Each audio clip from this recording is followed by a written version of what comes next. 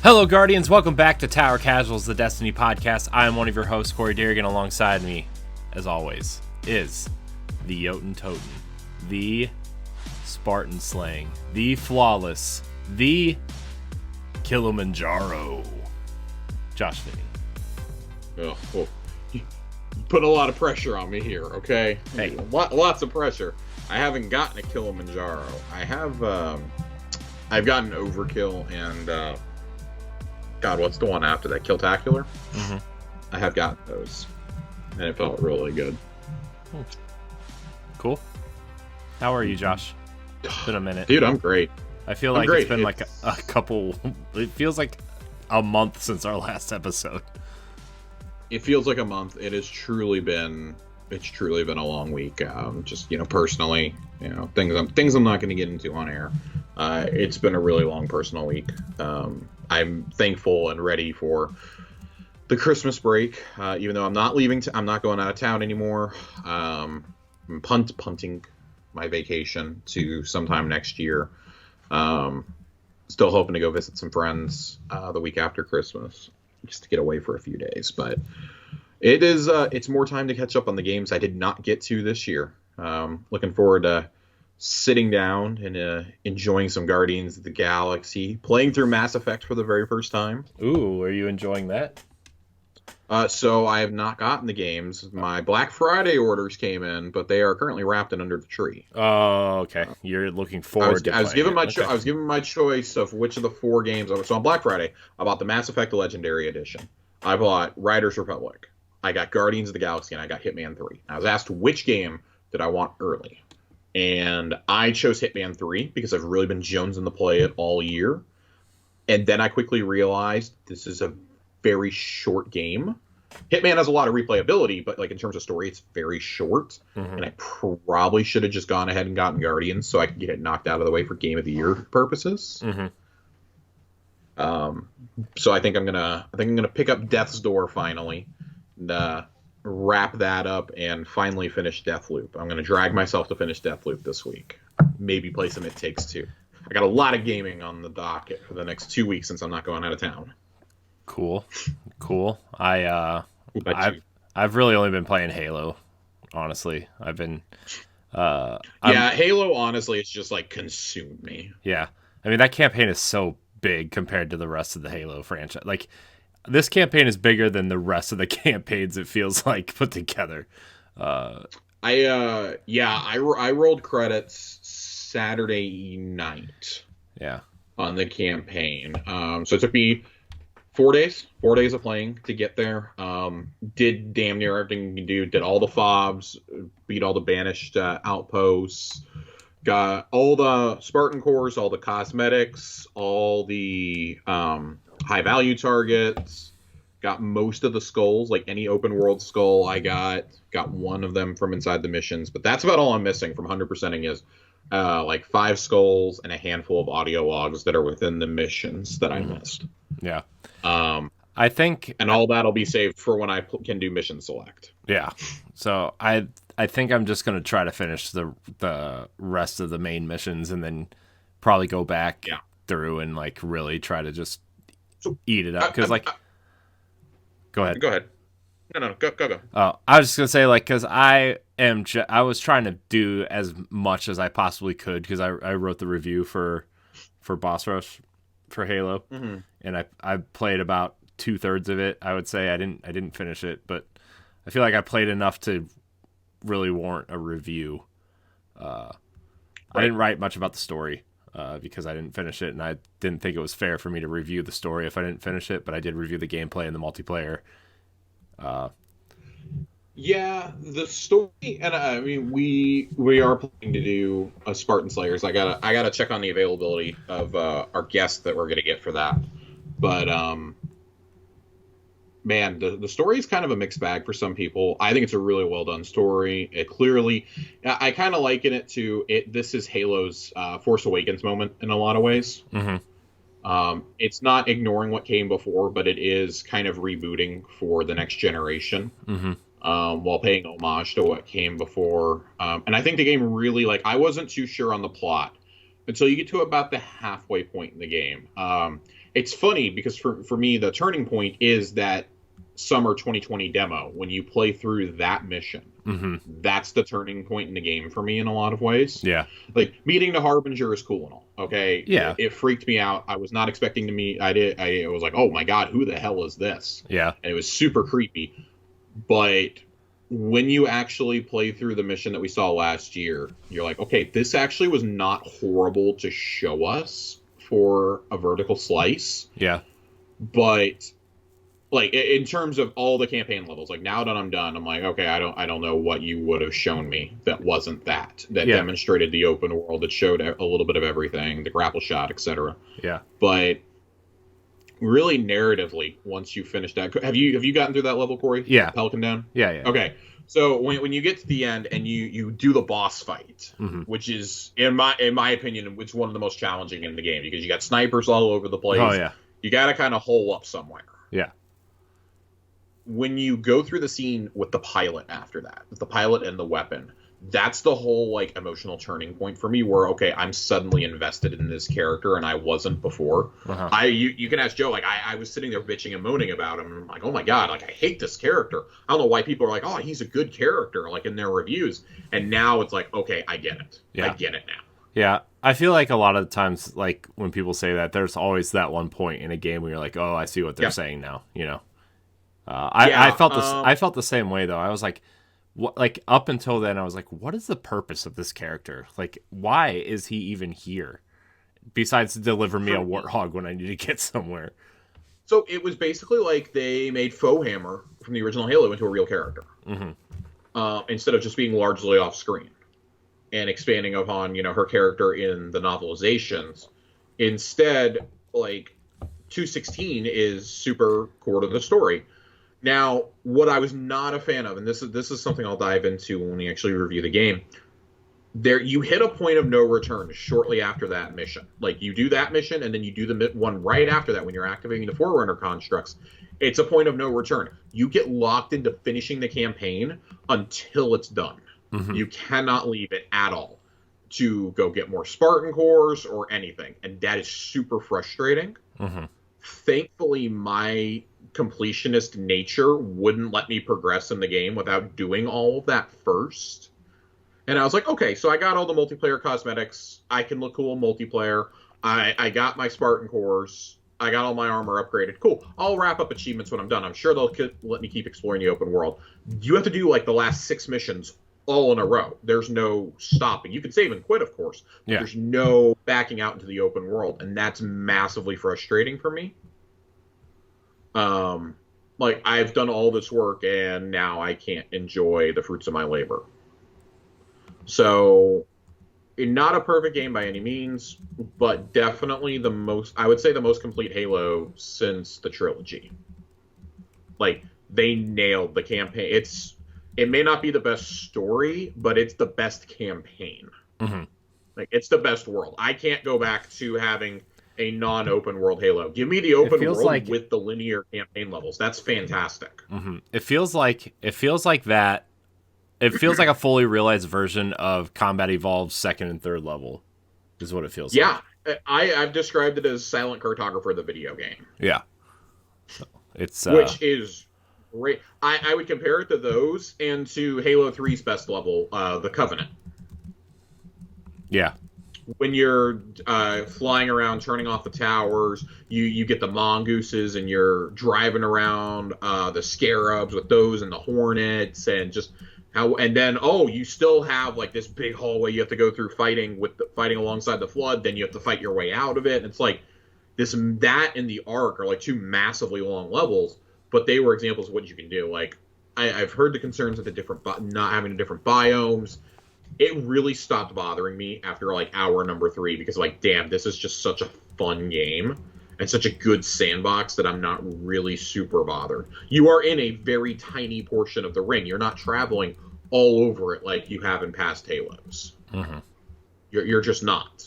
So it doesn't really affect me too much. Like, I'm sure we're going to different biomes and DLCs and things like that, but I wrote a little bit on this earlier in the week on Twitter, but Up until I played Halo, I was certain, and even like seeing the stuff for Halo, even after playing the multiplayer, I was like, man, I love the multiplayer, but if they don't nail the campaign, I'm not going to be able to name this thing Game of the Year. Mm-hmm. Like Psychonauts 2 was still it for me, and just the moment you step out of Outpost Tremonius onto Zeta Halo for the first time, it's a Vault 101 moment. It's Yeah. exiting the Imperial sewers for the first time. It's leaving the island in Breath of the Wild. Yeah. Like whatever open world, whatever moment the open world has ever opened up to you in a previous game, like that, it's stepping out of the lifeboat in Halo. Like it is just one of those moments where you are like this. You just know right away this is special. This is special. This has changed what I think a first-person shooter can and should be. Mm-hmm. Yeah, it's definitely it definitely changed the way I kind of like, because I was like, how's an open world Halo gonna work, you know? And then like they started Right. some people, some preview coverage started describing it as like Far Cry meets Just Cause, and I'm like, ooh, that doesn't sound like Halo to me. But like when you boot it up and you start playing, and you're kind of like, it kind of reminded me more of like her, like the open world kind of reminded me of Horizon a little bit actually, where like you're Um. taking out the outposts and stuff, and Yeah, you know, I would agree with that. yeah, Um. it's not as like chaotic as Just Cause or Far Cry can be, is my point, you know. It's really good. I enjoy it. I like it. I'll say again. I'll save my thoughts for Spartan Slayers, but God, just if you have a way to play this game on Series X, Series S, PC, Xbox One, you got to play it. You Yeah, got to play. Even cloud gaming works good. I have that on good authority. The cloud gaming of the campaign works really good. I cannot believe the campaign file size is 21 gigs for this game. I know. That blows my freaking mind. Yeah, what kind of like, I thought I was downloading the I wrong need file. 343's engineers to come talk to Bungie. I seriously thought I was downloading the wrong file. I did too. I got really scared because I was like, okay, like I was prepped for this thing to be like 80 gigs. Like the multiplayer was already 25. Yeah, I expected I it had to be like deleted a bunch of 50 games gigs. off, just Yep. assuming it was going to be like 50 or 60 gigs. I'm like, well, I need to make some room. So here goes Tony Hawk. Here goes, you know, Psychonauts. Here goes, you know, Gears, I guess. It's like, God, this game's so small. It's great. Like this is let this be a lesson to the Infinity Wards and Treyarchs and Bungies and Dices of the world. You can make a beautiful looking game that runs super smooth, that is fleshed out, that feels alive, and still have a great multiplayer suite, and it not take up my entire hard drive. Right. Um, I really feel like if Bungie could just nail it, like we could keep some of this stuff that's gone into the vault. We could keep some of these planets, but that's another discussion for another time. Um, I'm gonna segue us out of the Halo of it all. Yeah, as let's much as I enjoy Halo. segue out. We're gonna segue out. We actually have some. It's definitely Destiny related, but it's more of a Bungie topic. Kind of intended for this week to be like a celebration of this is why we love Bungie. We're gonna kind of punt that to the beginning of January. We're gonna share. I'll share a little bit on Spartan Slayers because so much of my Bungie story is with Halo, of course, like so many of us. But we have a different Bungie topic we actually need to address this week. I want to make sure I'm getting my dates correct here. I got to pull my calendar up. So December 10th, last Friday, we literally recorded the night before. IGN posted, and I know IGN collective groan, right? Posts a report. One of their reporters, Rebecca Valentine, love Rebecca. She's a great investigative reporter. Posts a story about Bungie. The battle for Bungie's soul inside the studio struggle for a better work culture, with the tagline of how does a massive gaming company fully root out toxic culture and become a truly safe and diverse place to work.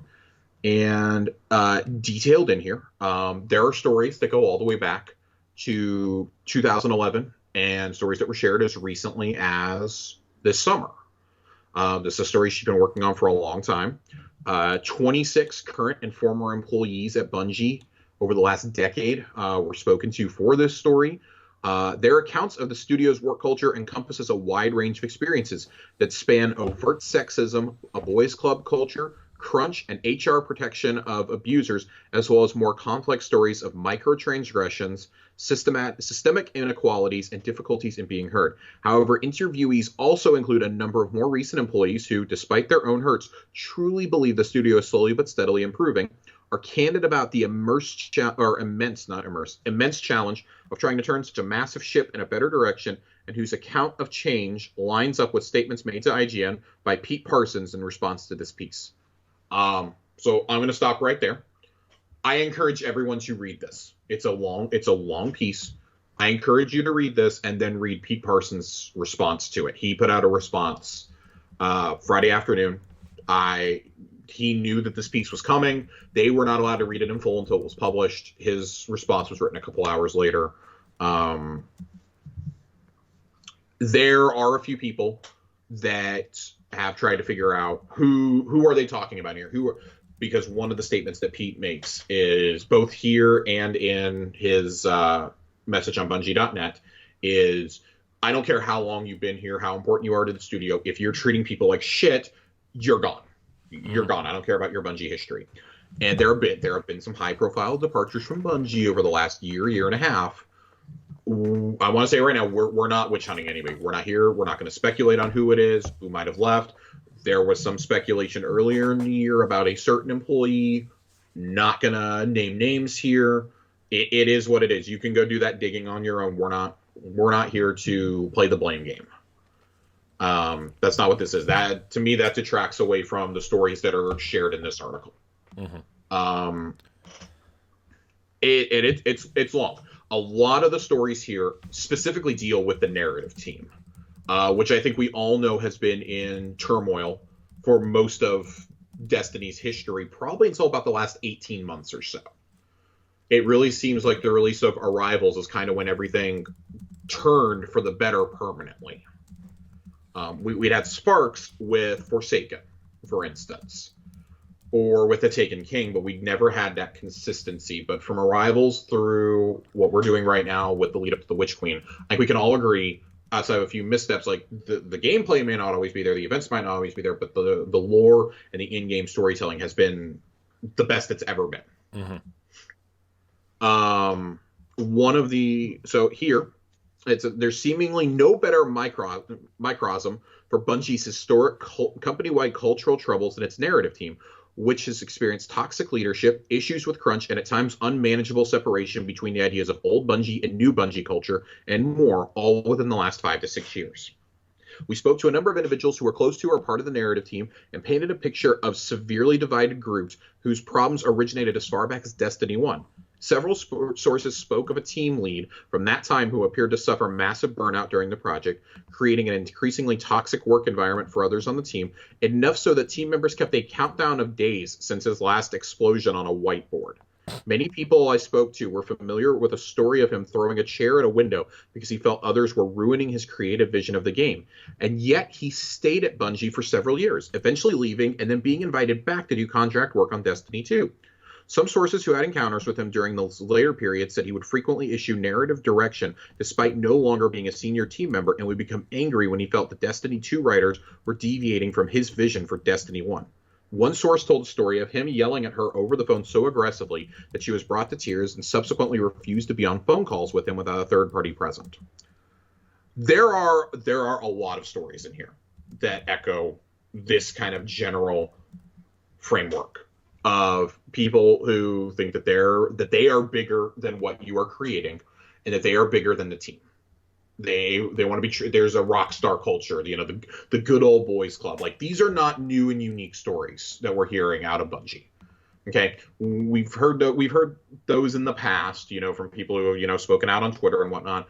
But these are the same types of stories, albeit to a lesser degree, that we heard coming out of Activision Blizzard, that we heard out of Infinity Ward, that we heard out of Ubisoft. We've heard the rumors about 343 being horribly mismanaged for years, and that was seemingly confirmed last week by Jason Schreier in his kind of piece about basically how Joe Staten stepped in and saved that game to a large degree. Yeah. This is not unique. We've heard these stories about Naughty Dog, right? That was the big point of contention last year. Naughty Dog and CD Projekt Red had stories like this. What I think is unique about this overall story is that everyone acknowledges there are problems, and I think Bungie. That's something Bungie's always been good at, though. They've all even though it wasn't to this extent, they've always kind of acknowledged that they haven't been perfect, but they're trying, right? I mean, they have acknowledged that. Now, granted, I don't know how much of that was a PR statement and how much of that is true, but they've always been upfront about not being the perfect studio culture and how they've kind of wanted to change the way the culture is perceived there. I mean, we've long held, and I mean, even on this show, we have held Bungie up as an example of how to function in the AAA space. This story, I won't say it was shocking when it came out, but it's a little jarring when you spend so much of your time covering the goings-on of a specific studio and a specific ongoing game, that it's a little bit jarring that we forget that as much as we may hold them up as an example, this studio still has issues, and we're going to talk about those issues when a major piece is done like this, a major investigative piece. 26 sources did not get together and decide to lie. I'm going to dispel that right now. I don't want to hear that bullshit. I saw some of that circulating on Reddit. No, 26 people did not get together and decide, oh, let's rip Bungie apart. Some of these people are still working there. And just because somebody didn't come forward and give their name does not mean that they do not have a valid point. Right. It is courageous enough to speak out about this. You are putting your career on the line. If people figure out you spoke and you're no longer even at the studio, your new studio could frown upon this and be like, well, you dished the dirt on your old studio. How long is it? Are you a ticking time bomb until you do it here? Especially when so many of the people who came forward are either minorities or are women. That, or both, that creates an issue in and of itself when those are already super underrepresented groups inside of the gaming industry. I wanna read a few more pieces in here that I found to be particularly interesting and slightly infuriating to me. Writers wouldn't learn about changes to their work until after voice lines had already been recorded. When people objected, one lead told them they needed thicker skins. That's just kind of horrific to see that, and that's kind of estimated to have been around the Curse of Osiris time frame when this was happening. Which we know from when Luke Smith has talked, that seems to have been probably the worst period ever at Bungie. Was around Curse of Osiris. There was demoralized after Destiny 2 comes out. The public has such a huge backlash against it. It's D1's launch, but worse, basically. Curse of Osiris is probably the worst expansion they've ever released for anything outside of Season of the Worthy. It's probably the worst.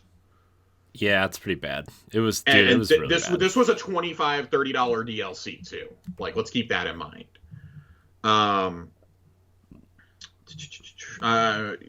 It's terrible. I mean, it seems to be a lot of people seem to be talking about this particular lead on the narrative team, because he's described as literally the worst person I've ever worked for. Told one woman on the team that she was an unmanageable bitch, and others have described him as a sexist nightmare. Who yelled in meetings, would throw things across the table, would rewrite things at the last minute, often on his way to voiceover sessions.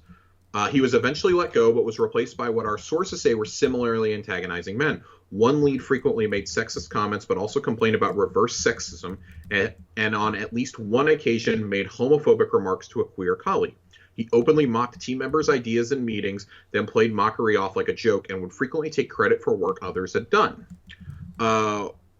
One source, Cookie Haponia, who spoke pretty extensively on the record to Rebecca for this piece, recalled an occasion when said lead attempted to hand off her editing duties to a relatively new employee during a meeting with top Bungie leadership about the need for story continuity, asking her, "What is it you do anyways?" When she confronted him about it later and asked why her task was being given away, he told her he was just joking around. A third narrative lead was called a callous, hierarchical, authoritarian, incurious, cruel leader. And it was said that he would frequently ask her to do secretarial and administrative tasks like taking notes at meetings or looking up information he could have looked up himself, despite her position as a writer and editor on the team.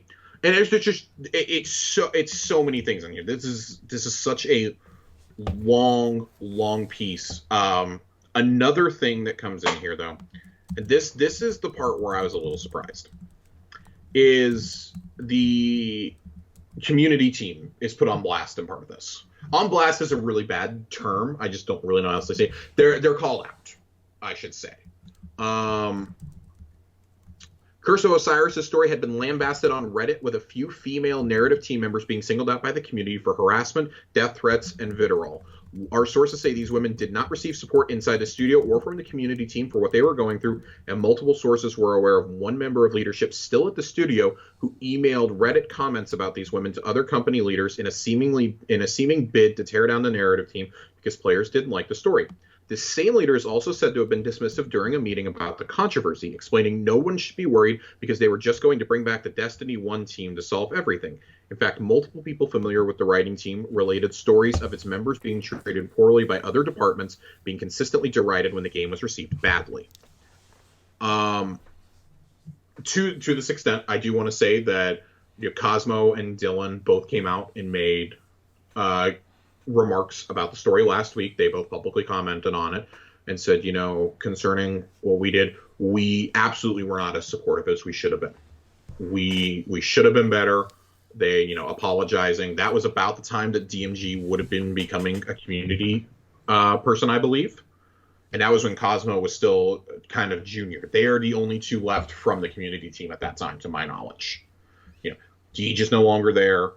And I think there used to be one other person, but I believe just the two of them are the ones that were left. And they were pretty vocal over the weekend about hey, this is why we've tried really hard over the last few years, to push these causes and push, what we believe in. We make statements. It's not just for us. It's on behalf of Bungie. And we will be the first to admit we did not get the support we should have. Mm-hmm. And I can have more respect for somebody who acknowledges their shortcomings than somebody who doesn't comment at all. Or who tries to play it off and be like, oh, well, that was like 4 years ago. That's small potatoes. I wasn't really around for that. No, you're on the team now. We see even some of the new hires. Even, Liana Rupert was even commenting on it. Saying, even this happened before I was here, but, this is stuff that has to change. Mm-hmm. There's a lot, but so much this centers on narrative. There's a lot of stuff in here about how representation, was cut out of the game. Specifically, some lines that were supposed to be in there about Devrim. And you hear about that being cut out, but you see the wildly great reception the community has given the Saint and Osiris plotline. Mm-hmm. Right? Do you think that had something to do with Activision though? No. It says specifically here, the lines about Devrim passed multiple edits and checks and was put into a build of the game before someone high up at Bungie noticed it and demanded it be taken out, or else they couldn't ship the game in Russia or China because of the mere implication of a gay romance. The issue received attention across the studio when it was sent to the QA tester to fix as a bug, causing internal uproar. Eventually, the line was adjusted to have Devrim just talk about someone named Mark without any reference to who it was. This made it into the final game, and Bungie ended up being lauded for including a gay character, especially as Devrim's voice actor confirmed their relationship to the media, unaware of the stir it had caused within Bungie. One source recalled being furious. Bungie's writers had tried gently to make their story more inclusive with Destiny's first canonical gay relationship. Bungie leadership had tried to stop it, but then got to enjoy the positive reception anyways. In all of these situations, members of the writing team who fought for change would routinely be told they were difficult to work with, not supportive enough of their leaders, or were aggressive or abrasive and needed to be better at taking criticism. Criticism was often used as feedback when the team pushed for promotions after each new challenging release period, with several being turned down time and time again. One writer, Hipponia, who we talked about earlier, was specifically told she couldn't get promoted because she wasn't good enough at the game, despite the fact that her core narrative responsibilities were unrelated to gameplay design. But when she asked to be given time at work to play and improve, even offering to tie those hours into specific work tasks, her request was denied.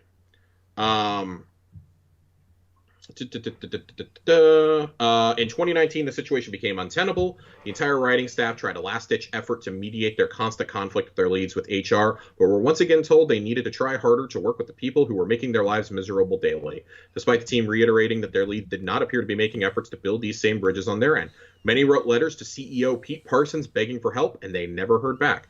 It was not until multiple writers quit or threatened to quit all at once, including every woman on the narrative team, that Bungie dismissed the leads responsible for the chaos and began to take the team's concerns more seriously. Those connected to the narrative team today say that things have improved with more funding and employees to share the load, and new leads specifically tasked with helping the department recover. But it ultimately took a sacrifice of many people's careers, mental, and emotional well-beings for it to get there. It's just it's going down. They specifically the Activision Blizzard stuff from this past summer when Bungie spoke up about it is addressed here. When I read Bungie's response to Activision Blizzard, I laughed when a former employee said, "This was not my experience here. They have this core value that they don't tolerate assholes, even if they're rock stars, but they totally do. All that's aspirational. Those are the values they want to get to, but they're not enforcing them."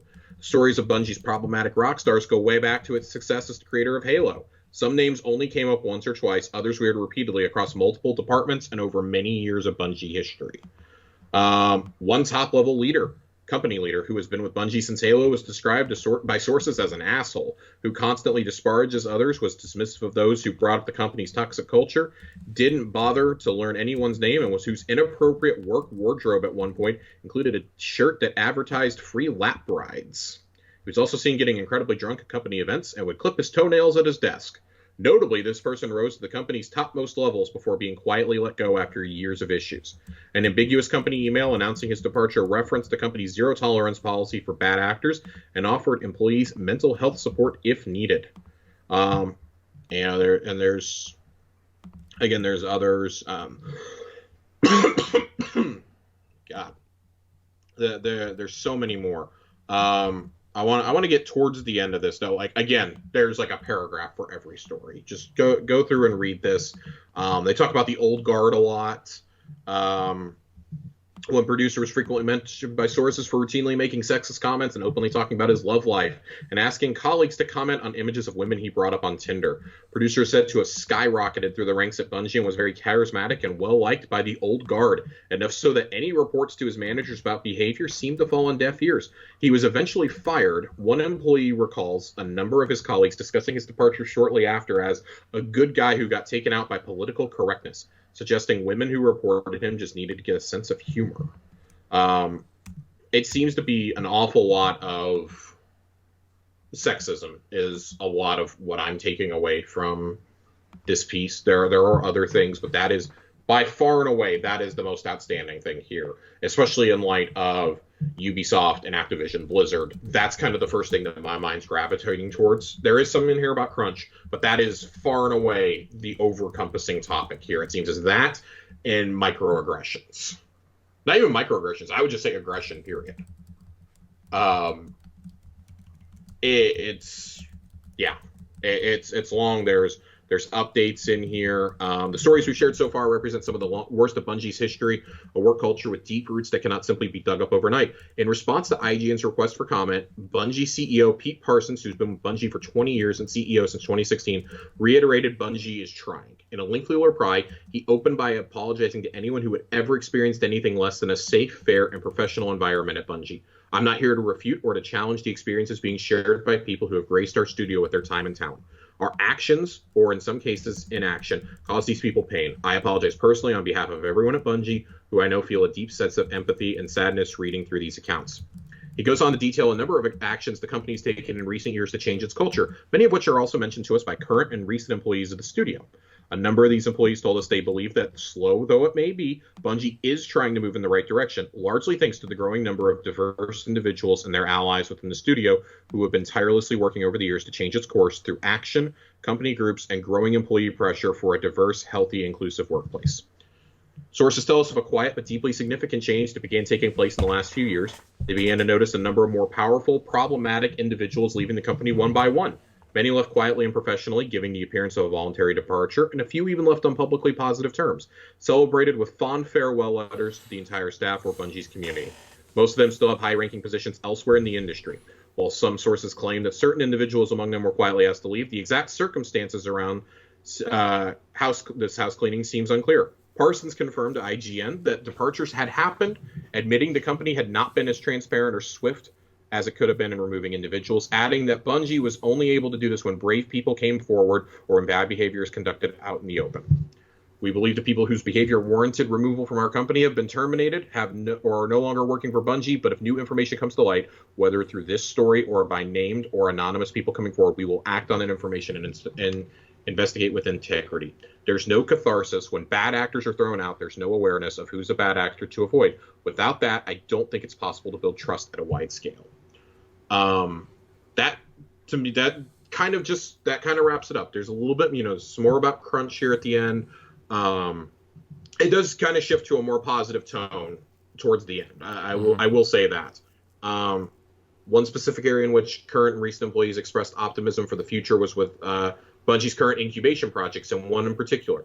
Bungie hasn't kept secret that multiple non-Destiny games are in development, though the ones our sources are aware of have gone through some shifts and even cancellations over recent years. One of the projects currently greenlit and the one closest to release was frustrating to some of our sources, who felt it was largely staffed through nepotistic practices of only hiring veterans and good friends, reinforcing a culture that had already proved harmful on Destiny. But another project, not yet greenlit, was spoken about glowingly by those in the know. But one described it as a huge divergence from what Bungie has done before.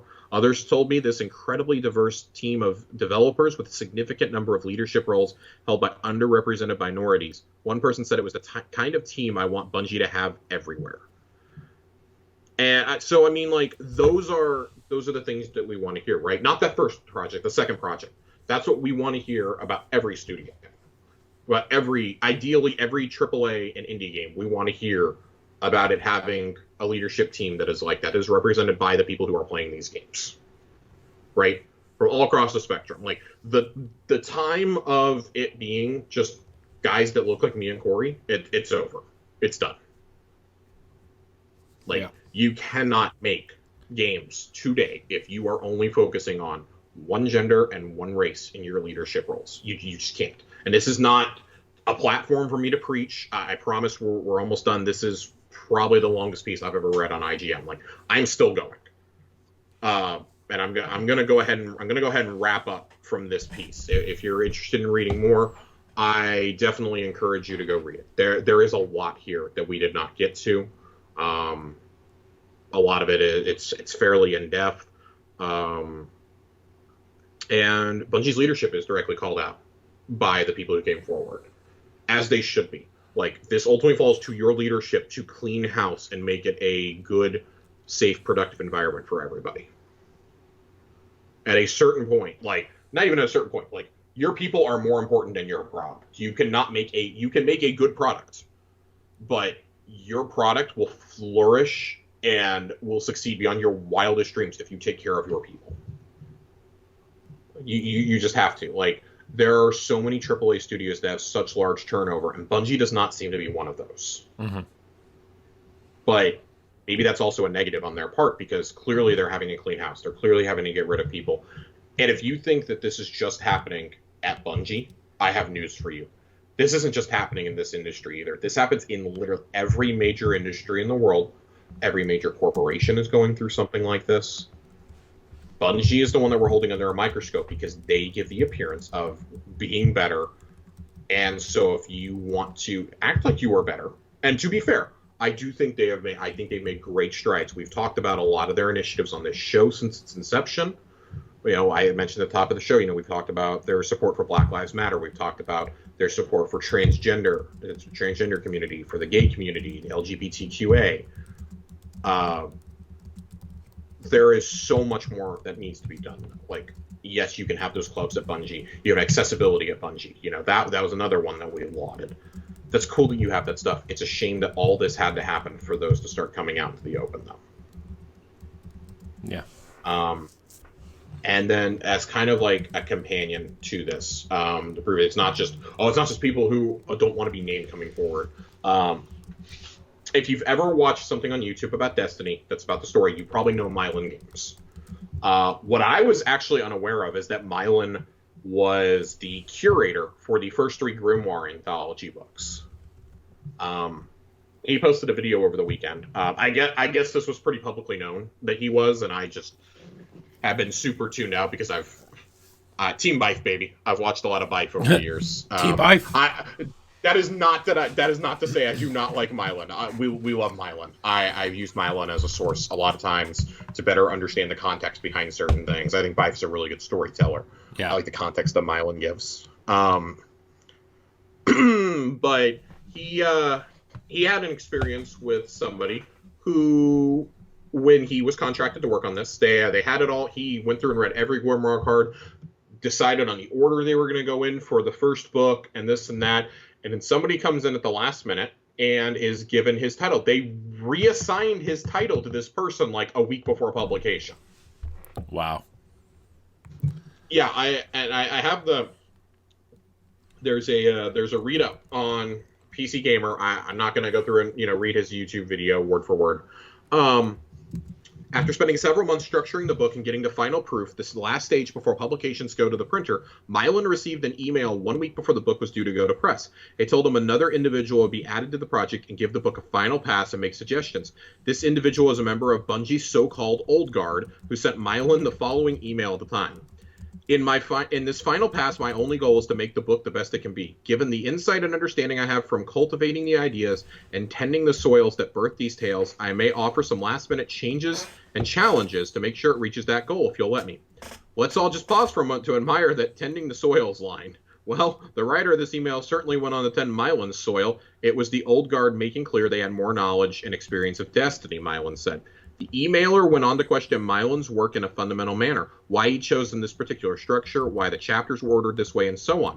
Mylan goes on to give examples of how he responded, and at this point it seems merely annoying rather than awful. While it was upsetting to have someone question all the work I'd done a week before deadline, I was annoyed, but I understood, Mylan said. Unfortunately, it didn't stop there. The book was finished, done, and sent as a PDF to everyone saying it's ready to go to print. I checked it and noticed my title and the credits had been changed. No one spoke to me about it. No one told me it was going to be changed. My credit was lore curator, because that's what I did. I curated the lore. Making things worse, the person that was added to the team, the Old Guard that had been around, was given that title, and I was given a different title, lore consultation, which I feel did not reflect my role. And he goes on, to share the exact email that he sent. He after he's sending the email, Mylan organizes a phone meeting with his lead on the project, began explaining his position and how much work he did on the book. Literally mid-sentence, while I was describing my role and my concerns, the lead cut me off mid-sentence, and I'll have to paraphrase this because it's a phone call and not an email, but when they cut me off mid-sentence when I was saying how I felt, they said something like this: I'm going to stop you there. We don't say I. This is a team project. Obviously, as I was talking about what I did, I was saying I. Then they went on this rant about not being an individual, but rather the team. I was made to feel like I know nothing about the industry, which I don't, but I was also made to feel incredibly selfish for bringing up the conversation in the first place, for bringing up this talk about how I was credited in the books like I did something dramatically wrong. I was mad. I vividly remember exactly where I was when I had this phone call. I felt like throwing my fucking phone across the road when this person cut me off and gave me this bullshit generic corporate, there's no I in team bullshit. Imagine the most cookie-cutter team talk you could ever imagine, then imagine fucking doing that to someone when they've been working on a project for months and they're just saying how they feel. He says he was so angry he just stopped talking. The phone call improved when the Bungie lead realized they'd gone too far, tried to backtrack, and eventually they and Mylan came to an agreement on a new title for credit in the book. I got a small glimpse into how this person usually operates, to be very manipulative, to make me feel like an idiot, feel like that was their true nature, like they naturally slipped into that response so easily, like it had been rehearsed and said many times before. Turns out it probably was. And then he goes on to describe he did the first 3 volumes, and then he got kicked off the team. He found out about the 4th book like the rest of us did when it went up for pre-order. I got kicked off the team because he goes, the first thing I thought when I got kicked off the team was because I wasn't a team player. I got kicked off the team because I complained. I should have just kept my mouth shut, and maybe I would have been given the opportunity to work on more volumes. Feel like I've ruined my relationship with Bungie, that I pissed off the leadership or this one person, and that I would be banned from working with them in the future. It makes me incredibly sad and really fucking angry, Mylan says, because I know I only got a tiny snippet of what the narrative team had to put up with. I'm not too sure where to go from here. I'm hoping to provide this information to Bungie. Hope they'll take it seriously and will take action to ensure it doesn't happen to anyone else. So, that was just kind of a side piece, and, other people come forward on Twitter. Recently, one of the social media and community people Nicole left Bungie and basically acknowledged that she agreed with a lot of what was outlined in the IGN article. There's been a lot of us. I mean, you can go scour Twitter for those. I guess to wrap it up, it's just the same thing that Corey and I have always preached. Like, just, we have to be better than one another. We have to be better than one another in this industry. Everybody has to be treated as an equal. Yeah. There's no room in this industry for disrespect, for the shutting down of ideas, for telling somebody they don't know what they're talking about, like that's outside of their range. Like, no, if you're working on a project together, nothing's outside of your range. Yeah, you're already you were there for a reason. Yeah, nobody deserves to go to work and be belittled for speaking up. Mm-hmm. And that's why, like, I mean, I like you, I'm really tired of having this conversation, and like it really sucks that we have to have this conversation. Like, I don't know what we've been doing the show for almost 2 years now. We've had it probably 6-7 times since we started the show, at least. Like, yeah. So, Josh, you and have been involved in the other project that I do, Boss Rush Network, right? Yeah. Which, for people who've been listening, this show used to be a part of the network, and then we decided to try to do some different things with it. But, like, there's the reason why Boss Rush exists and this community exists is to try to build something better and unique and from the ground up with people of, that need their voices raised in power positions, right? Like we were talking before the show, how, I mean, we would like to get more female voices, more non-white voices on this show. But, we were talking about how when we rebooted the Boss Rush podcast like 3 or 4 months ago, like, people in position on that show, are voices that deserve to be heard because, they're not like us, right? And we just had a big discussion about that the other day on that show. Is like, well, there's all kinds of discrimination and all kinds of just people still putting other people down because of the way they think or the way they look or the way they believe or who they love. Like, it's just like, it hurts because, like, we've never really had to deal with that ever in our lives, right? Based off because of what we look like, and it hurts and it sucks to have to watch our friends go through that, right? We have plenty of friends that aren't straight white guys, right? And it hurts every time we see someone tweet about it or someone talk about it, or we have a show and we discuss it. Like, it hurts. And I'm really tired of seeing this across the industry that we love so much, that it's supposed to bring people together regardless of what you look like. Mm-hmm. Some of our best friends we've met, you and I have met through Destiny, right? And through like, some of our friends we've never even met in person, right? Yeah, and I would say a lot of my online friends I've never met in person. Like, you and I have never met in person. Yeah, Corey and I have never been in the same room together. Yeah, but we do this show each and every week. We've been friends for 6 going on 7 years now. Yeah, and I mean, one of my very best friends I met online. Like, and he has become such a huge part of my life. I would argue 90% of my friends I've met online. Yeah. Right? 90% of our friends I've met online. And 90% of those friends I've never met in real life, like in face-to-face, in the same room. But we're friends because we can come together through this great place called the internet. And we can play games together. We can talk about what we love together. I don't care, if you're black, white, gay, straight, I don't care how you identify. It's all, like, games is what brings us together.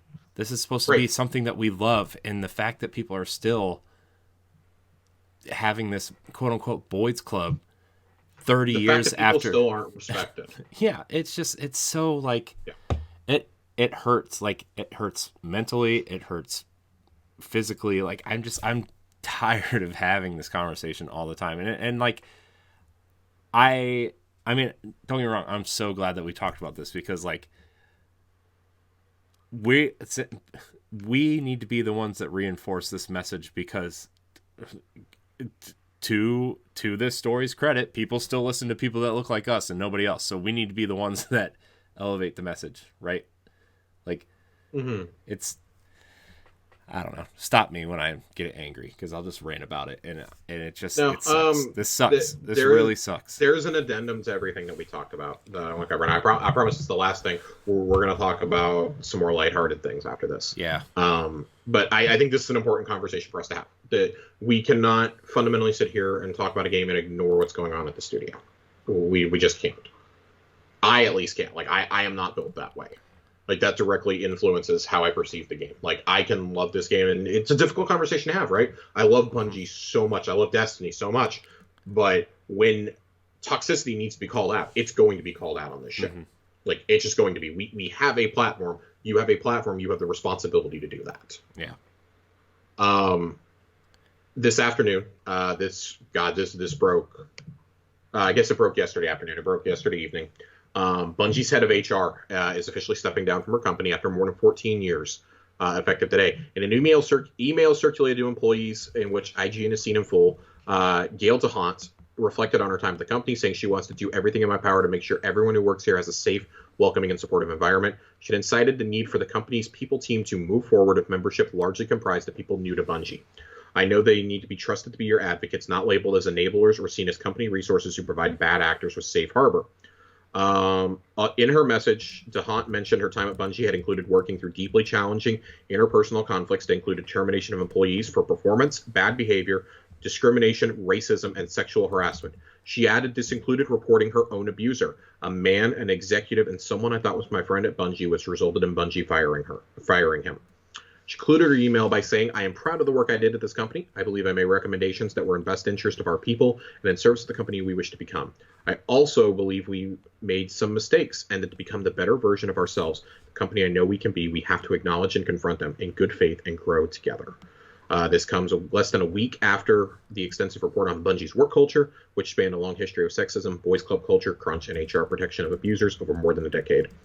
And that's what we, read and talked about. And Bungie did not reply for comment. So, I mean, even now, like, steps are being taken. I'm not gonna read Pete Parsons' response. It's largely the same thing he gave to Rebecca as a response, but it is a little bit long. It was a little bit longer. He includes some statistics. I think 20% of their workforce is women at Bungie now, and more than that come from minority background, I believe. I don't have the numbers off the top of my head, but I think that we can sit here and we can shout until our faces are blue, right, about how things need to change, and ultimately it has to happen from within those companies, and I think outside pressure helps with that too, right? Like, we've seen steps be taken when we speak up about things, like when your company culture needs to change. Like, people will vote with their wallets. If you're not treating people with respect, you may not notice it at first, but your profits will dip. Like, people will slowly start to come away from your game if you have a toxic environment that is spilling out into the open. And to be fair, it needs to be exposed. Mm-hmm. Like, things need to be exposed so they can become better, right? Mm-hmm. And Bungie's one of the few studios that I think we've seen them take some concrete actions towards making things better. And a lot of the things that we've talked about that we've lauded them for have really come in the last 18 to 24 months, to be completely fair. Yeah. So there's never a bad time to start. It is bad to wait though to start. Mm-hmm. It's bad to sit around and twiddle your thumbs because, well, we might lose a couple super talented people. If they're pieces of shit, get rid of them. Like, and I know it's so easy for me to sit here and armchair game develop. Here's the thing though, right? Just as in any industry, mm-hmm. Yeah, you might lose a talented person who's shitty. But there are 7 billion people on this planet. You're telling me you can't find someone who can treat people a little bit nicer, a little bit better, who can't do the same quality work? And guess what? If you treat people better, then maybe you'll get better production out of the rest of your team, and the game will be better overall, right? and you know, I know I've said some things about like creativity and crunch and stuff in the past, like Yeah. not, you know, certain things that whatever, but like we're talking about just being a decent human being, right? Being a decent human being is a choice, right? And It costs nothing. And look, like our friend of show, our friend Cam Hawkins, right? This tweet will forever stick out in my mind, and he's not the first person to say it, and he's not going to be the last person to say it. But like, like you said, like, and you just said it. He said it costs nothing to be nice to someone. It costs nothing to reach out to somebody if they're having a bad day. You know, being nice to someone could be the difference between somebody having a shitty day and somebody having a great day. So even if you're having a shitty day, like, it costs nothing to like mentally like be nicer to people, right? And yeah, we all have those days where we're having a shitty day or we're mad, or you know, I felt that today, right? Like I just was not having a great day, you know. But like, that's life, you know. Like it if you're going to be in charge of a team, treat your team right, and if you make a mistake, own up to the mistake, you know. That's literally all it takes. It's not rocket science, people. It's not hard. I mean, the Boss Rush motto was really born out of a lot of what Corey and I talked about in the early episodes of this show. Mm-hmm. You know, the motto, it's be better. Mm-hmm. And a lot of that was born out of our initial discussions on Tower Casuals around, you know, Black Lives Matter and, you know, the Me Too movement that really sprung up in gaming, and specifically in Destiny last summer, in summer 2020. Like, a lot of that, you know, a lot of the sayings, you know, that Corey and I repeat that, you know, we put into everything really came out of the discussions that we had around that time. And it's just, you know, like you said about Cam's tweet, just lives in the back of my mind all the time. Like, it literally costs absolutely nothing to be nice, to treat your peers and your colleagues with respect. It costs nothing. But if you don't, like, you're playing with fire. Like, you're playing with fire, first off. Yeah. And I don't care about you professionally as a person if you can't respect your peers. But like, you will lose everything eventually. Like, eventually the piper always comes piping. Like, the deed always has to be paid. You know? And I'm reminded of that tweet. Well, if it isn't the consequences of my own actions. Like, you will face there are consequences. You may get away with it for, you know, 10, 15 years, like we're hearing about some of the people here at Bungie, but eventually you will be rooted out, because the industry and like especially that studio will be a better place without you in it. So, any final thoughts on the IGN article, on Bungie, on Mylan, on any of that before we move on to some more lighthearted topics? No, I just want to say, please just be a better person, right?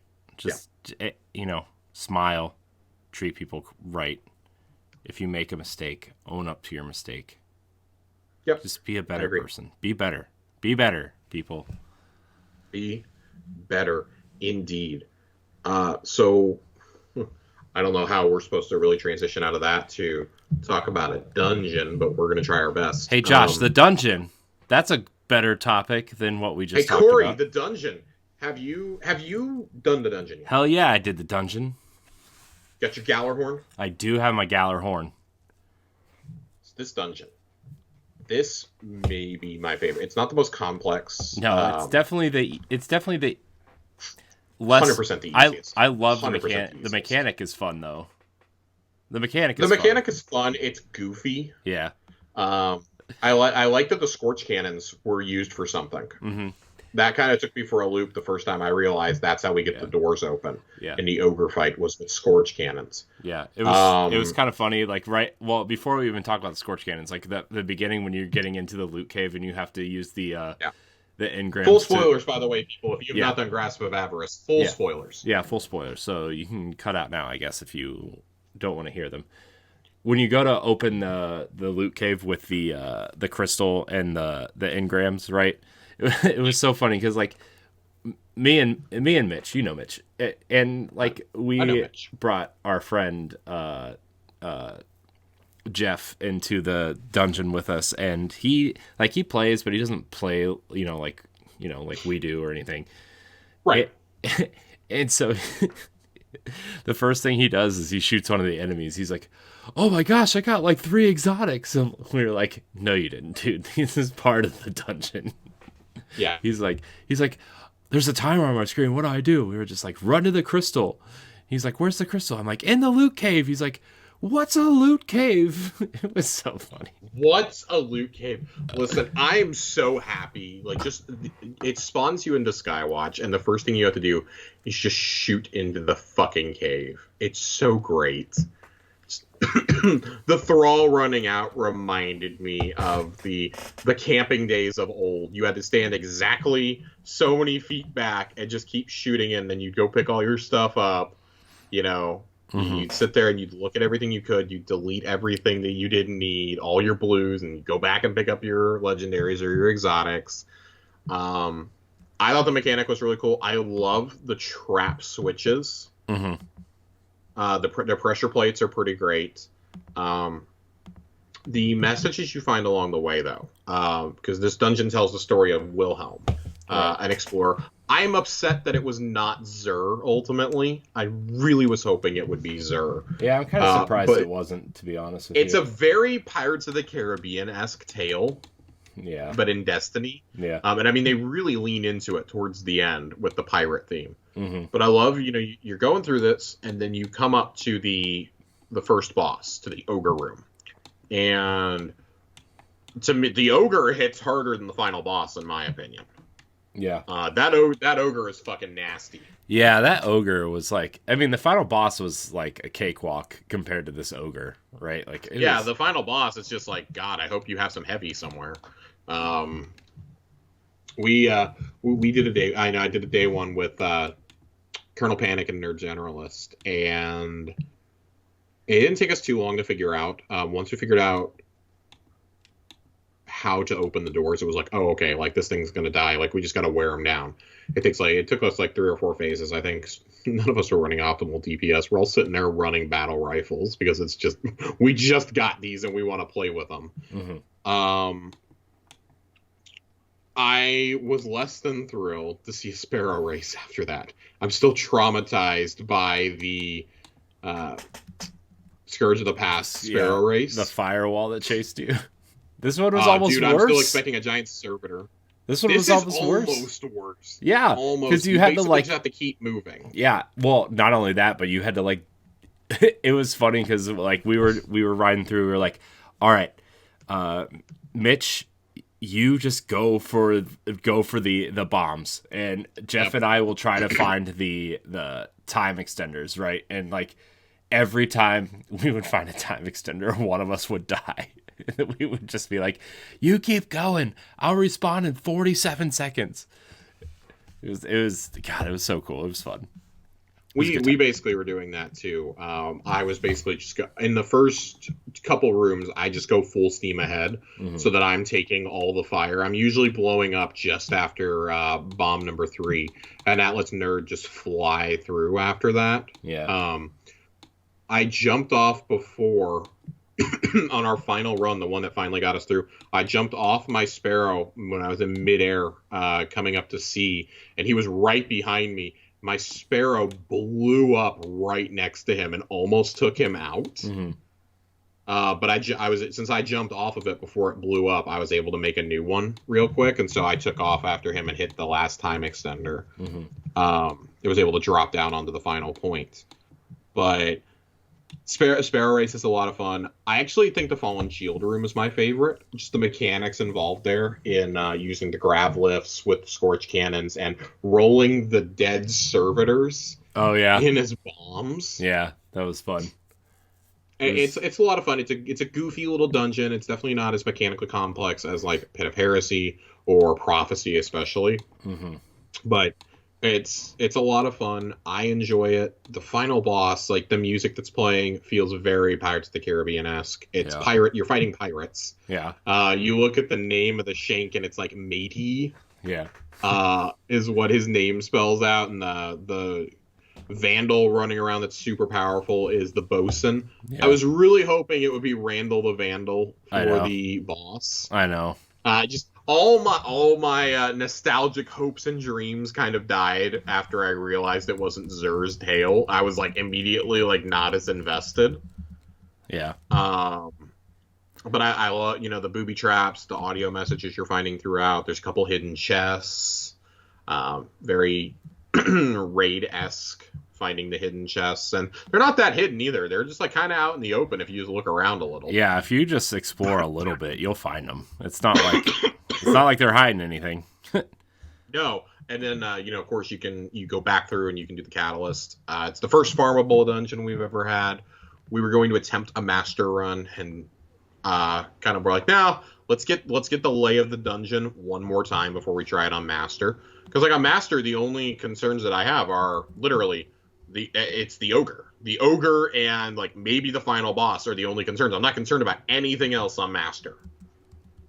So yeah, I look forward to doing that. The master armor, I want to talk about this. The avarice armor you can get has an extra slot on it. It's the first time we've ever seen this. It is a slot specifically just for artifact mods. So if you want to run all 3 barrier types, you can do that now on this armor. That is enough of a thing. Like for me, when I'm thinking about, okay, I'm looking ahead to when Witch Queen and Kingsfall come out, and I look at my day 1 rating setup, I want to have that armor ready to go. Mm-hmm. I want to have the extra slot because I want to make sure I have the best things possible. And like, oh, maybe that means I don't have to sacrifice my, for example, like on my class side, maybe I don't have to sacrifice my class if I have a class mod that I want or a specific mod that only works with that type of armor. I don't have to sacrifice my combat style for a mod that's on the pass. I can have both going. I can stack something on top of powerful friends in one of my armors. Mm-hmm. So I love it. I like that better than getting just more adept weapons. Like adept weapons are cool, don't get me wrong, but I would not sit here and grind this dungeon repeatedly for 4 weapons. Mm-hmm. I just don't care. Yeah. I got double AS Lunas today, and I was just like, oh, okay. Yeah. This is a thing. I don't use hand cannons. I got 2 AS Lunas and a Matador 64. Ooh, that. But I did get my chest piece though. I was very excited about that. Nice, dude. Remember when Matador 64 dominated PvP in Destiny 1? God, I hated that weapon so much. I remember when that dominated. I remember Universal Remote. God, Universal Remote was awful too. Pocket Infinity. And what was the primary sniper that everybody used? No Land Beyond. Yeah. God. Yeah. I was really hoping we would get a few more things that were just like really on the nose in this dungeon. But I'm glad it didn't just turn into a giant nostalgia fest for Destiny 1. Like we've kind of exhausted, I think, the legendaries we can bring back from D1 at this point, like that aren't raid legendaries. Yeah. I think we've just kind of exhausted it. Same with exotics. Like I feel like we have exotics that do their functions better now in a lot of ways. Mm-hmm. I do still think No Land Beyond will probably come back at some point. Yeah. Just because it is a gigantic meme. Yeah. But we have great primary snipers now, so. Yeah, I'm pretty sure. Like, I'm pretty sure whatever exotics that are coming back from D1 will probably be a part of the legacy raids when they bring them back. Like, yeah, Touch of Malice, I think, is an easy one. Ones. Right. Touch of Malice is probably an easy one to bring back.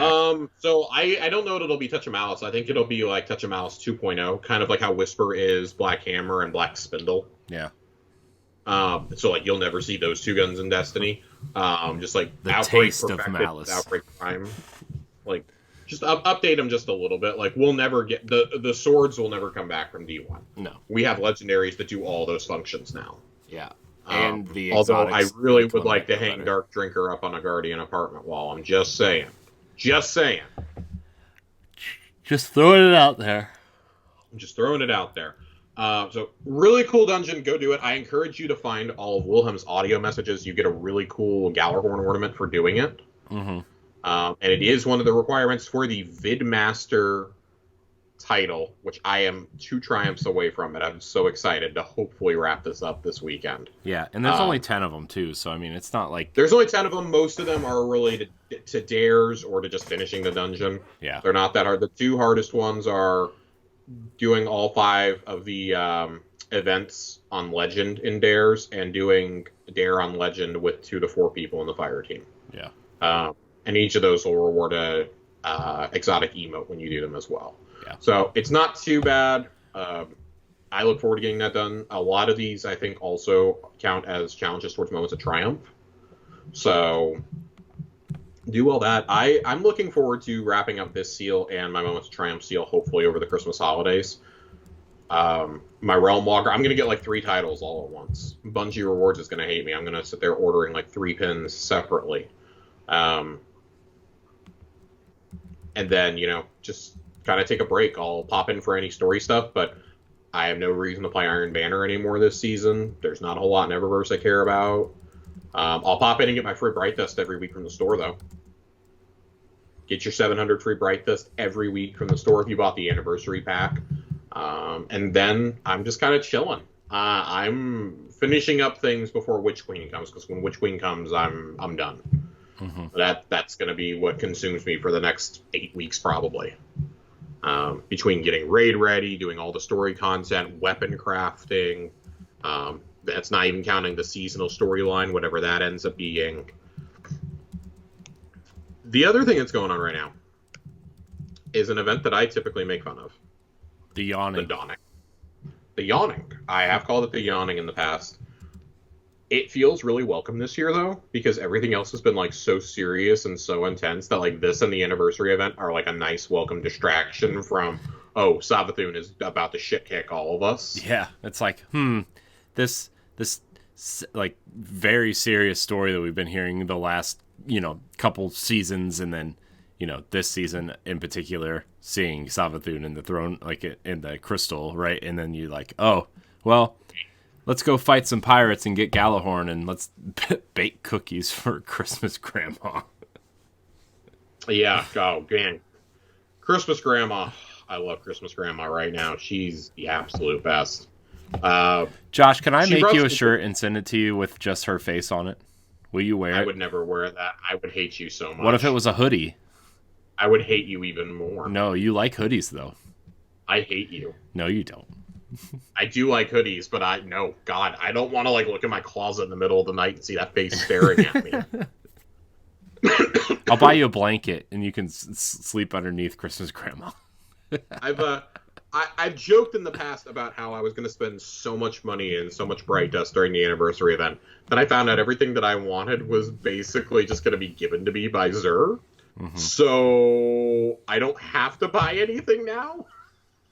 I'm going to have to buy a Gjallarhorn ornament and the ornament for the Magnum, and that's about it. I think everything else is pretty much being given to me. Mm-hmm. I'll probably buy that sweet Witherhoard ornament too. The Dawning has a shocking amount of things in Eververse that I want. I want to reflect on this for a moment. I really hate how many things I want from the Dawning. I need the Sparrow that is lit up with all the Christmas lights on it. Oh, I haven't even seen it yet. It has little decorations on it. I need that. I need the Anarchy Christmas ornament. I'm going into the store right now to look at them. I need that. I need the ghost that's wearing the ugly Christmas sweater. Oh, I need that. I love a good ghost. Do you, Corey, do you like the Polar Express? I love the Polar Express. Are you going to get the Polar Express Sparrow? Hold on. Let me load in here. I need to see this thing. There's a Polar Express Sparrow? Yes. Is Tom Hanks your horn when you beep it? Bring back horns, you cowards. On Instagram, I was horrified to see that people had already modded Thomas the Tank Engine's face onto the Sparrow. So that was not something I was looking forward to seeing as soon as the Dawning went live, but of course somebody did it right away. Hold on, I don't see it. I tried to look it up because it's taking too long. Aw, I looked it up. That's a cute little sparrow. I want one. Yeah, I'm torn. Like, I don't know if I'm going to end up buying two sparrows. I'm at least buying the one that's obnoxiously lit up and using it all year long. It's fair. But see, I enjoy things like that. Is there I another enjoy tiny how sparrow? so the tiny sparrow actually came out last dawning because I already had it in my inventory. Aw, man, I like the tiny sparrows. But I will definitely buy the ghost with the Christmas sweater. I'm getting the ghost with the Christmas sweater. I'm getting a lot of stuff. Just super looking forward to it. Yeah. I actually don't hate the armor this year. I said the exact same thing. I was like, I don't hate it. I don't love it because I'm tired of getting horns on my cloaks. Yeah, I'm tired of. It's very shiny. First of all, it's shiny, but it takes shaders so good. Apparently. Yeah. I love the Damage helmet. has been posting a lot of mock-ups. I was gonna buy some of these games for this Xbox sale, but I might just get some of this stuff instead. That Anarchy, you're right. The Anarchy ornament is cool looking. I like that. Yeah, the Lost Engine. This is cool. I like it. Yeah, I like that a lot. I like the sword that you earn, the legendary sword. I think that it's a pretty neat looking thing. Of course, there's new perk rolls on Cold Front and Glacio Chasm, which is making those a little bit fun to chase now. They're easy to farm. Eva's little holiday oven is a little bit different this year. And I mean, going into dares is the easiest way ever to farm ingredients. Holy shit. Oh, really? Oh, dude, it goes so fast. I don't know. Like, I like just how simple a lot of the stuff is this year. Like, this is the event that, like, yes, I think it probably needs to be a little bit more, but I also don't mind that it's just this little goofy event. Yeah. Zavala sends you on a quest during it and has you trying to do Christmas traditions for Keitel, which is hilarious. Like they actually considered trying to knit Keitel some booties, and it's not going to work. So you go and murder a bunch of Cabal instead and present the artifacts to her, the Proving Ground strike at the end, supposedly. And he's like, she received the tokens and understood the gesture. This was great. I'm like, oh my god. And then Saint has you running around doing a lot of stuff, too, for the... he has you delivering treats to the Elixni in the Elixni Quarter, which was really neat to see, too. That's awesome. That we did a callback to those seasons. And the new treats are for Exo Stranger and for Queen Mara this time around. I'm actually kind of surprised this year you do not give a treat to Riven this year. I was kind of hoping they would make me give one to Tannix. I was really hoping they would have me go give one to Tannix or to like Savathun's Crystal. Yeah. I think both of those would have been really funny. But dude. Alas, let me give one to the horse, man. Let me make like some cosmic seed brownies or something. I don't know. Well, I don't know. What do horses eat? Seed, feed? Like, what do they eat? I mean, they eat carrots, feed, horse feed. Carrot cake muffins. Carrot cake muffins. There you go. Let me make them some carrot cake cupcakes or muffins or something like that. There's some funny things you can do there. I love the cosmetics. I like that you can earn some of the stuff through the event. There are snowballs everywhere, which has just been a blast chucking those. They do stasis damage now, which is fun.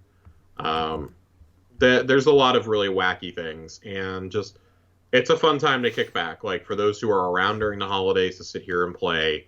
That Moments of Triumph, 30th anniversary, their seasonal stuff. If you haven't done it, there are so many things that you can just sit down and do that I don't know how you can possibly go, oh, well, there's nothing to do in Destiny right now. Like, even as I sit here and say I'm about ready to bow out for like the next 6 weeks. Yeah. After we get the story conclusion, I'll be like, yeah, well, I'll see you guys when Witchwing comes out. I'm good. My vault's cleaned up. I have all the rolls I want. And I don't want to hit like level 350 on my pass. I'm good. I am, in fact, good. I went ahead and did it because they said they had a limited number of them, so I didn't have to wait 8 months for it. My Strange Coin replica shipped today. Yeah. I'm very excited to get that in the mail before Christmas, which is really funny. I'm totally gonna wrap it and put it under the Christmas tree for myself. I'm giving myself a Strange Coin for Christmas, and my grandma is gonna be like, "What's that?" Don't worry about it, Grandma. It's a Strange Coin from a tentacle-faced fuck. Oh man. Oh, good times, good times. We have one final thing to cover, though, for our last episode of the year. Last episode of the year. Last lore corner of the year. Ooh, last lore corner. There's nothing better to end the year on than the lore piece for Gjallarhorn. Yes, Gjallarhorn. By the way, I bought the Halo ornament for it. I'm buying it for Bright Dust in a couple weeks. I'm holding out for 3 weeks. I have so much Bright Dust, Corey. I have to spend it somewhere. It's true. I promised the people I would spend it, and then nothing was up for Bright Dust week 1 of the anniversary event. So I was like, well. Have you seen some of the stuff that was up?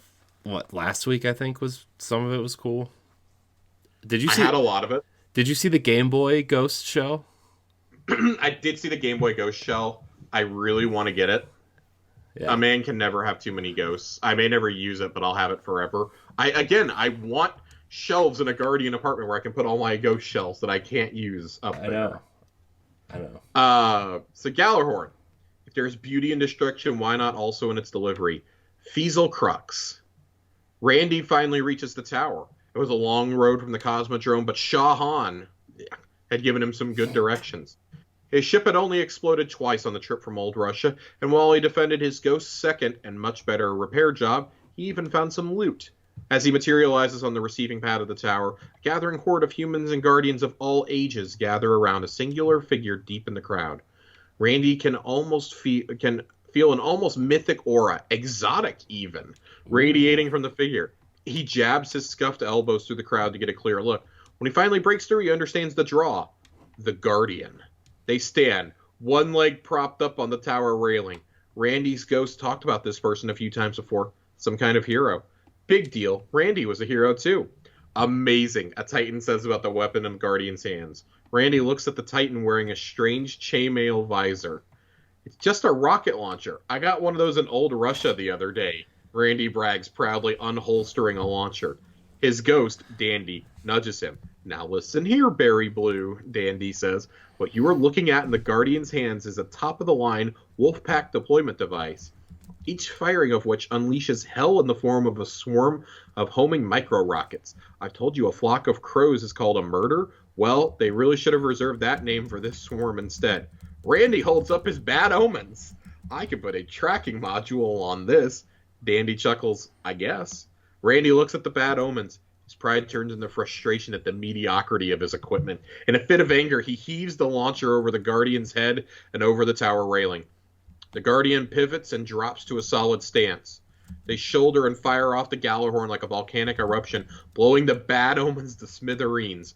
Micro-tracking rockets hunt down and turn each piece of falling debris to fireworks before they hit the ground. The acid sweet smell of burning fuel hangs in the air. Randy's jaw drops. The Guardian steps forward and places the Gjallarhorn into Randy's hands with a smile. Start your legend with this instead. Ooh. This is one of the all-time best lore cards on a weapon. I'm saying it right now. This is fantastic. Reading this, I'd almost wondered if, and I do suspect it's the same person, that this Randy is the Randy of Randy's throwing knife. Mm-hmm. Because we've heard about Randy before in the lore. Randy's an idiot. He runs to point C when he shouldn't run to point C in the Crucible. He dies a lot in the Crucible and in Gambit. And now he thinks his bad omens is on par with Gjallarhorn. This is great. I really love this because the Guardian is, of course, us. Mm-hmm. It's the idea that we are giving a Gjallarhorn to a blueberry. Even as Ghost basically calls him a blueberry. Berry blue. Mm-hmm. I love this. There's nothing really to analyze here. It's just I think it's really special. It's reflective of where we've come as a community since Destiny came out and where we're going. This kind of just summarizes it all. This kind of sums it all up here in a minute. Like, this is a new player being shown by a veteran. Hey, here's how to get one of the best weapons in the game. Like, this is what you need. You have an invite to LFGs for Crota now, Randy. God. Dude, it's so good. It would have been cool if they like just surprised us with the Crota raid again with this, like after like world, like, yeah, that would have been cool. Like, just as like like the biggest secret where like after like quote unquote the world's first dungeon, like, you know, whatever, they're like, everybody gets this loading screen that says you've unlocked the whatever, some way better way than I'm about to say, but you've unlocked the secrets of Crota and take down Crota and the legacy raid Crota's End or whatever. The cool thing I liked was the first time that I loaded into Dares of Eternity after people had gotten Gjallarhorn was I got Crota. I didn't get Crota until I already had Gjallarhorn. Everybody in that room had Gjallarhorn, and all shot it at Crota just for kicks and giggles, like just all at once. And there's just all the Wolfpack rounds are just flying around to all the enemies. It was fantastic. That's awesome. The memories, man. I was gonna do a whole thing on the story of Gjallarhorn. The truth is, we don't really know a whole lot. We know that Faisal Crux made this from the armor. He crafted it from the armor of those who fell at the Battle of Six Fronts, and that this was given to the survivors of that battle. All the survivors got a Gjallarhorn. We know that most of them have been lost to time. And we actually craft one of the only remaining ones in Rise of Iron. And a quest from Lord Saladin. He has us do one, you know, as us becoming a wolf. That was a special mission. Like, you know, I mean, the mission itself wasn't one of the like all-time great missions. Yeah. I mean, it wasn't like anything like spectacular or anything, but like it was just a really cool story mission, right? Like a lore-filled mission. Cool quest. I mean, we went to Bannerfall to craft part of it initially, and then we go do the rest in that special arena out in the Cosmodrome. And it's when they're dropping all the walkers in, all the captains, and you have unlimited Gjallarhorn ammo. And the Rise of Iron theme is playing the whole time. And it's just like the most majestic thing you've ever done. Like, even if you die, you're just coming right back with unlimited Gjallarhorn. It's so great.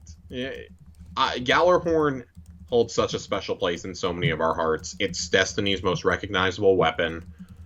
It is to Destiny to what the Halo 1 pistol is to the Halo. Or what the energy sword is to Halo. Like, it's something that even if you've... I would probably say more on par with the energy sword. Like, it's something that even if you've never played that game, you probably know about that weapon. It's one of the most overpowered, powerful weapons in gaming.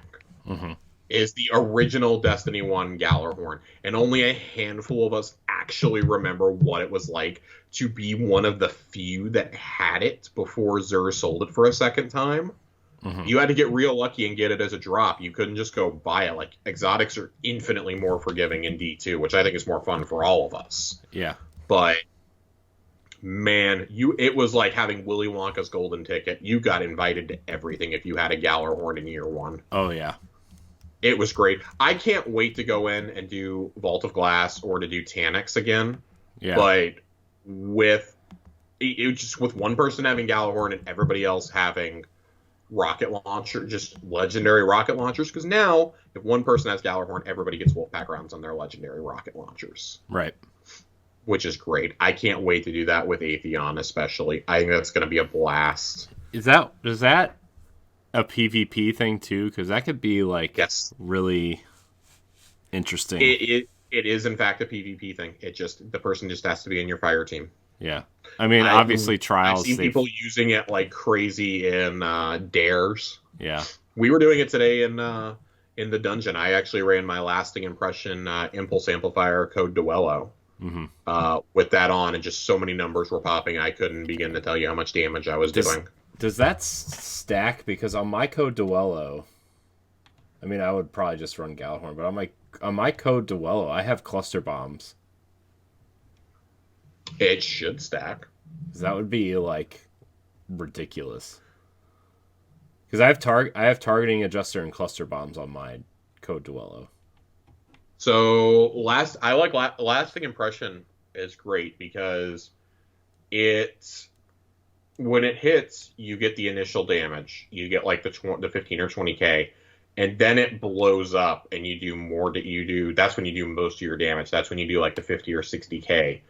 I was doing that explosion. When that explosion happens is when the wolf pack rounds come out. So that was doing another burst of damage on top of that. Mm-hmm. I was doing a lot. Like a lot of damage. We, 3 of us in one round on the final boss of Avarice, got the boss down to half health. We had 1 Gjallarhorn and 2 legendary rocket launchers. Mm-hmm. The ones that you really want to be getting clown cartridge rocket launchers now. Clown cartridge with auto loading is really what you want to get as many rockets out as possible. But Code Duello is still pretty good, I would say. People are getting like 30% more damage by using that. I'll do some research over the holidays. We'll come back and we'll talk some strats in early January. Maybe I can persuade A1 Johnny to come do some weapons talk with me. Head down to the firing range with him. Have him break it down. He and I talk about builds like almost every day. He's messaging me about builds. So John, I know you're listening to this. I love you, buddy. Yeah, Gjallarhorn. Gjallarhorn. And not wait to drop $160 on a Nerf Gjallarhorn. God, it's gonna be so. Which cool. I have been given full permission to do. Yeah, I still want the Halo assault rifle Nerf weapon. I definitely ordered the Needler. Yeah, that looks cool too. It doesn't ship till next year, so I've got a full year to cancel it if I need to. Yeah, I ordered it on Amazon Prime so that I can cancel if I ultimately need to. But Joe talked me into it. Joe can talk anybody into buying anything Halo. It's beef. I may or may not have been looking at my Target aisles for Halo action figures for him earlier this afternoon. Mm-hmm. Yeah. So, Corey, do we have anything else on this wonderful final Tower Casuals of 2021? No, I just, during Thanksgiving, I kind of sent out a small message to everybody thanking them for watching the show, but I think, like, it would mean more if we were both here, and, like, we love doing the show every week, and, it's really cool to see how this show and the community that follows us has grown, and, like, just this weirdly organic, like, I don't know. It's just been really awesome to see people listen to the show and comment and write in and stuff. And just want to thank everybody for listening and allowing us to keep doing the show every week. And it's really been a pleasure making the show for sure. And Josh, I thank you for your time as well every Thursday. It's always, I know we only get to hang out like once a week, but it's a great night to hang out and talk Destiny, and I love doing the show with you every Thursday. I really do. Yeah, I mean, we talk about it all the time. We both say it. It's one of the favorite things that we do week in and week out. Just like on Thursdays, it's like circled on my calendar as Tower Casuals Day. Mm-hmm. Love getting you come talk about my favorite game with some of our good friends from around the internet, and hopefully we'll be expanding that roster a little bit next year with some guests and some different voices. But really, like you guys who listen to this every week, who listen to my long-winded rants, who listen to me yet again having to take a company to task for something that they're either doing or not doing in the industry. I appreciate you for sticking with us. It's, this was something that was born out of the pandemic. It was something that was born out of, we just wanted to talk about Destiny. Mm-hmm. We've told you all a million times, like we wanted to talk about it with other people, with our friends, we wanted to get together and do something, and we weren't sure at the time. Was this going to be like a one-off thing? Was this going to be, like a monthly thing? I mean, I had my doubts. Corey will even tell you, like, I didn't know if there was enough Destiny to talk about every week.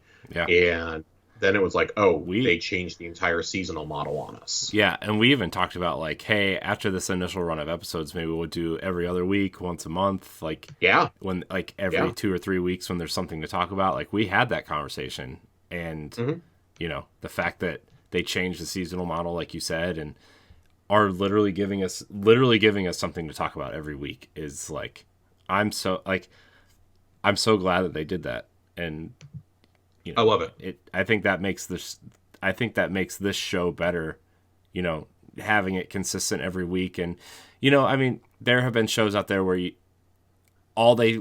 before they changed the seasonal model, like, I stopped listening to Destiny shows because, like, every week they'd just be like, oh, we played Trials this weekend, and it was like, oh, yeah, we shot some guys, and they need to change Trials. And then when Trials went away, they're like, oh, they should bring back Trials. And all they would talk about is, like, there was no point to the show, you know what I mean? And right. And we didn't want to do that, but the fact that they've done this and they've really focused on the story stuff and the seasonal stuff and changed the way PvP finally is just finally. Go back to those early episodes. You'll find out how non-PvP centric this game was. I just, it's the end of the year. Get kind of reflective towards the end. And it's been a ride. I'm not going to talk us in circles, but it's been a ride. I can't wait to see what 2022 brings us, what the Witch Queen brings us, these seasons. And hopefully this time next year we'll be gearing up for Lightfall with everybody. Here's to another, great year.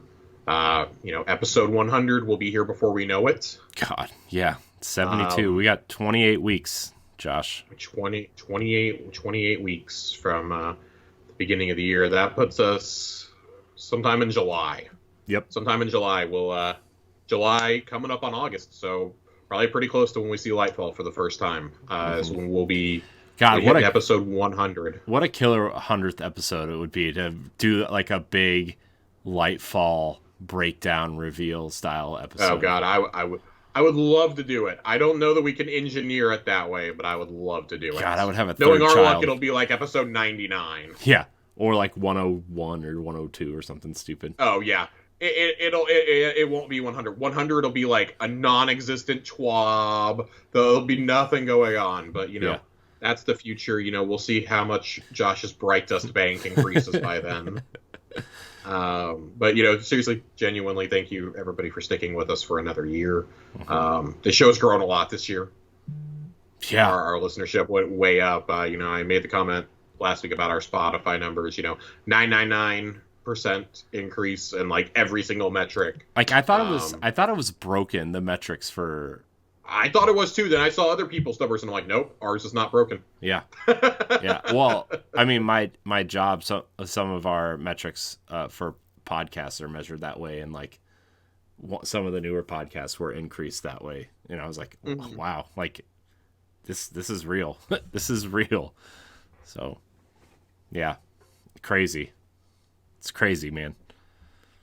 So it's great. Get me out of here. Yeah, let's go. I want to watch the rest of this football game. I got some other stuff to edit. So I want to thank everybody for watching and or listening to Tower Casuals this year. You can follow us on Twitter at Tower Casuals. You can email the show, towercasuals@gmail.com. Let us know your favorite Bungie memories, because that would really be awesome to hear from you. And Josh, where can we find you? Twitter. As always, at Josh_Finn, 2 N's. Yeah. You can come follow me for some Game of the Year thoughts and The Matrix. The Matrix is happening Wednesday, dude. Wednesday. Spider-Man is tonight. I know. I hear his suit is red in this one. I hear it's blue. I hear there's some web shooting in this movie. Guys, but the next time that we see you, I will probably be gushing or cursing about how much I hated The Matrix. I will probably be gushing about the ending to Hawkeye, especially after this week's episode. Yeah. And I will be gushing about the. Oh, that's what I'll watch while I'm editing. That's what I'll watch Hawkeye because I haven't watched this week's episode yet. So good. But Corey, where can we find you? You can find me at IamCoreyNHD on Twitter and Instagram. If you want to listen to other shows that I do, I host the Boss Rush podcast. You should check it out if you want. Josh will be showing up there for some Game of the Year discussions, probably some Halo discussions for some other content there as well. We love it. Yeah. I want to thank everybody for watching and or listening, and we will see you next time. Goodbye, Guardians. Bye-bye. Bye-bye now.